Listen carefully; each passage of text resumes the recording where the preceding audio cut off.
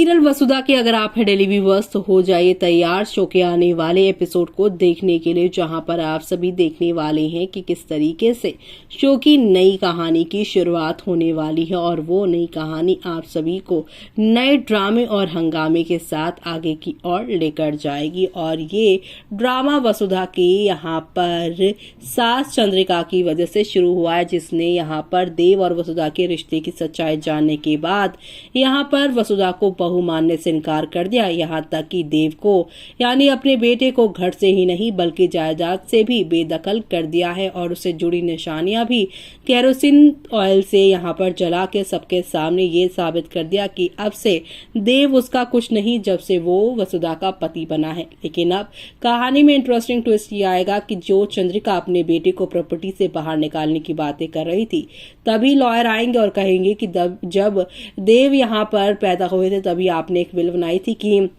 18 साल से पहले विल से जुड़ी यानी कि प्रॉपर्टी से जुड़ी सारी आपकी जो देव की है उसमें आप उसका फैसला ले सकती है। लेकिन 18 साल के बाद ये सारी प्रॉपर्टी देव की है और उसके शादी के बाद उसकी पत्नी की और उनके बच्चों की होगी। लेकिन अब जैसे कि आपको पता है कि देव 18 साल से ऊपर है ही और देव की वसुधा से शादी हो ही गई है, तो चंद्रिका अब यहाँ पर देव की प्रॉपर्टी से कुछ यहाँ पर खिलवाड़ नहीं कर सकती, देव को प्रॉपर्टी से बाहर नहीं निकलवा सकती है। यानी कि वकील यहाँ पर चंद्रिका का फैसला सुना देंगे। जो चंद्रिका ने देव के होने के बाद लिया था कुछ प्रॉपर्टी उसके नाम करवाई थी, ऐसे में अब चंद्रिका अपने ही पुराने फैसलों को लेकर काफी पछता रही होगी, क्योंकि वो तो यहाँ पर देव को घर से बेघर करके उस जायदाद से बेघर करके यहाँ पर वसुधा और देव को बीच सड़क पर छोड़कर यहाँ पर ये दिखाना चाह रही थी कि पैसे नहीं होंगे तो वसुधा देव को छोड़कर चली जाएगी।